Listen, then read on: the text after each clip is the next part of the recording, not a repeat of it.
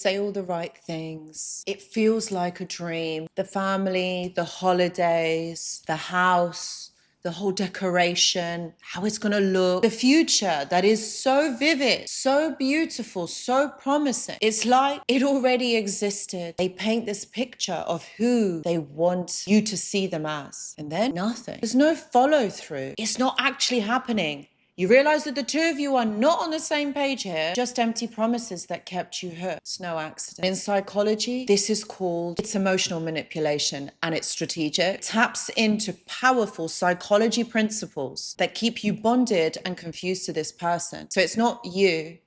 It really was them. You want to know real dark psychology behind future faking? Watch this video. Hello, my friends. I hope that you're all doing really well. So in today's video, I really wanted to kind of focus more on the psychology aspect here of really like manipulation. The manipulation behind the future faking, behind false promises, behind faking something. And I want to look at this more in a general term rather than it just being kind of future faking. In a general term, what psychological effects this has on you going forward.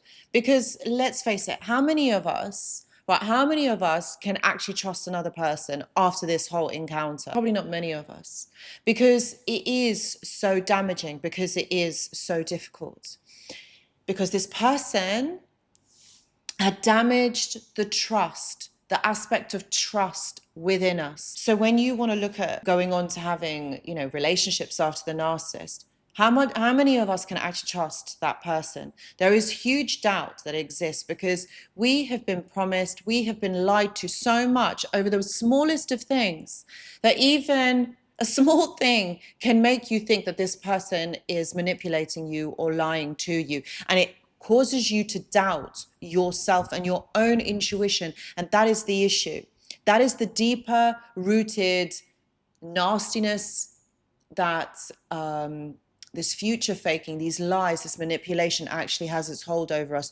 But I want to shed some light on this in this video for us to kind of like think, hey, do you know what? We're not going to be stuck in this prison thinking that everybody is a narcissist, that everybody is going to do us over, that everyone is going to hurt us. No. So this video, I want to kind of like help you to set free, okay? Because it isn't like this. Not everybody is like this. So that's what I really want to concentrate in this video. So let's get into it. So in a study done by Harvard professors about relationships and the way that we kind of behave in relationships, these were behavioral analysts, and they were looking at how much or how many people actually do lie in this scenario, in these relationships, and a shocking statistic of 75%.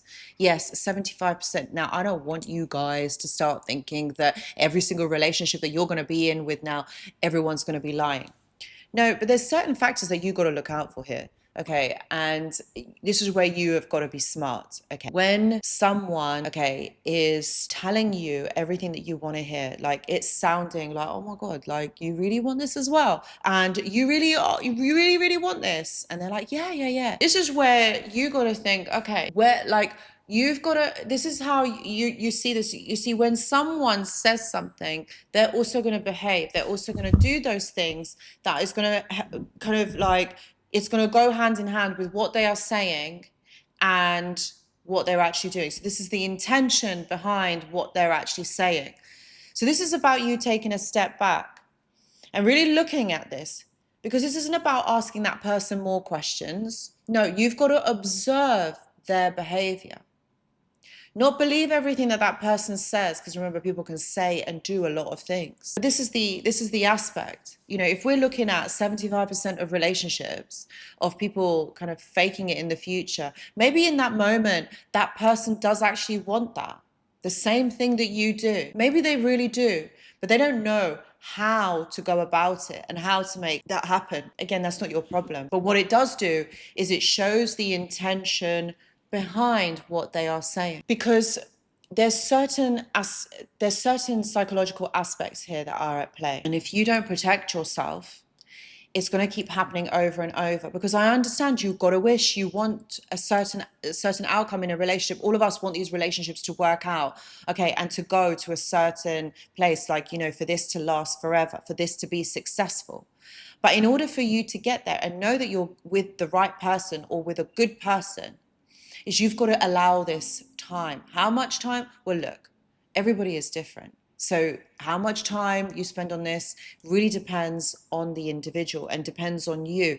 But someone who wants the same thing you do is going to be pushing towards that certain thing. Okay, is going to be pushing towards this, and things are going to be going in the right directions because their behavior and their intention is in the right place. So that's how you will know whether the two of you are aligned or on the same page. Because what happens is, from a psychological standpoint, the future faking, this plays on intermittent reinforcement, the same kind of tactic that's used in gambling. You get enough reward, a sweet little reward, that keeps you hooked. A promise, a glimmer of the future. Despite the constant letdowns, there is hope. And the issue here is living on hope.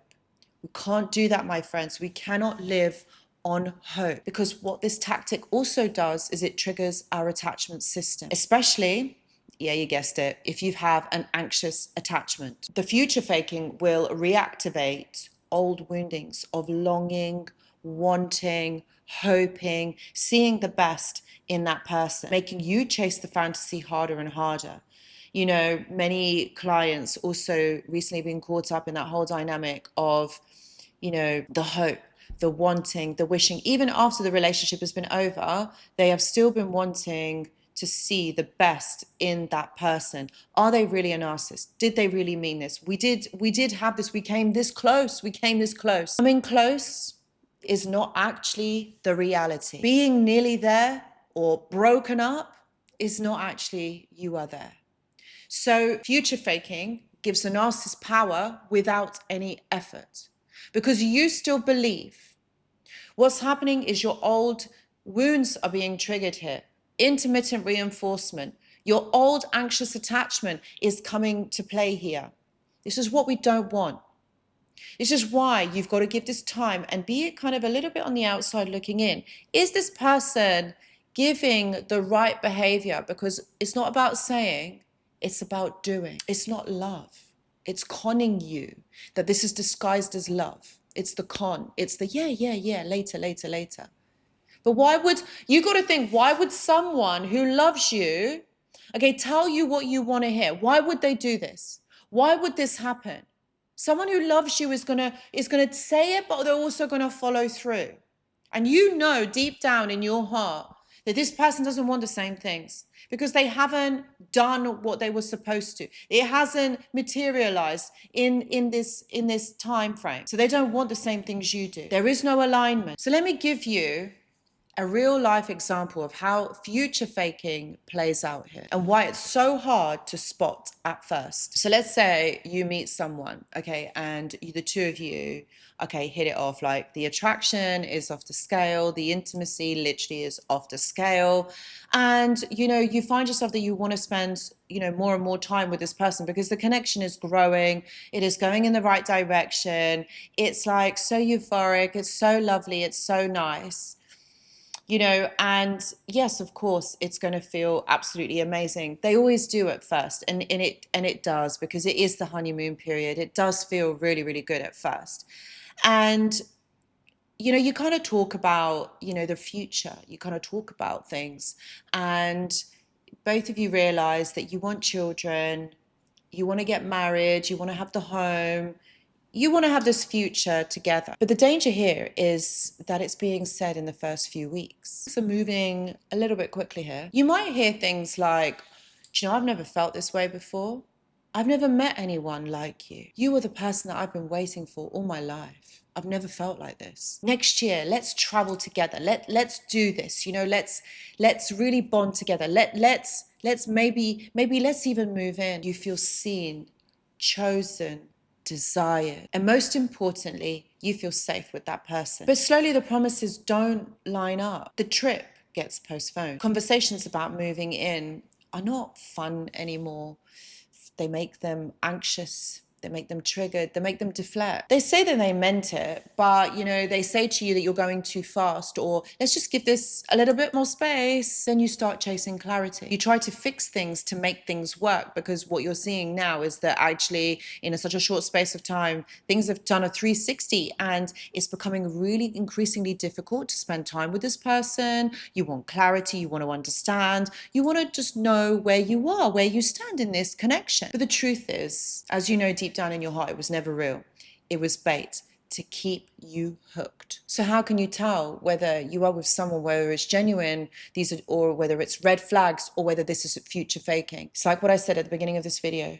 Does their behavior line up with what they are saying? And you've got to give this time. In every relationship, when you're trying to get to know someone, you've got to give this time. But what happens is that these are the hooks to keep you living in hope. And that is the danger. That's the dark psychology of it, is living in hope. Don't see it for what you want to see this as. See it for what it really is. It's just where you've got to have an element of detachment in this connection, because otherwise you are always going to be seeing it for what you wish you want to see this as. If any of you are going through this, or have gone through this, or you'll start a new relationship after the narcissistic one and want a little bit more clarity, please know that I do offer one-to-one consultations, and I do have availability at the moment, so please see the description box for more details. Not every relationship is going to be like this, okay? But if we're talking about 75% here, okay, then we've got to look at this, and we've got to help put boundaries in place. A lot of people are scared of intimacy, are scared of commitment because of past relationship, past things that have happened to them, and they haven't done the work to really heal. Okay, I'm not saying that everybody that you meet, everyone that you are in a relationship with is going to be a narcissist. But there is a lot of people here that are chasing the dream, are chasing the rainbow, but are unwilling to put the work in. Now, I know, my friends, you are. So this is where you have got to protect yourself. It's always about boundaries. And before getting in too deep, make sure that you understand what your needs are and whether they are being met. This is all about you, okay? And I really hope that this video has helped you.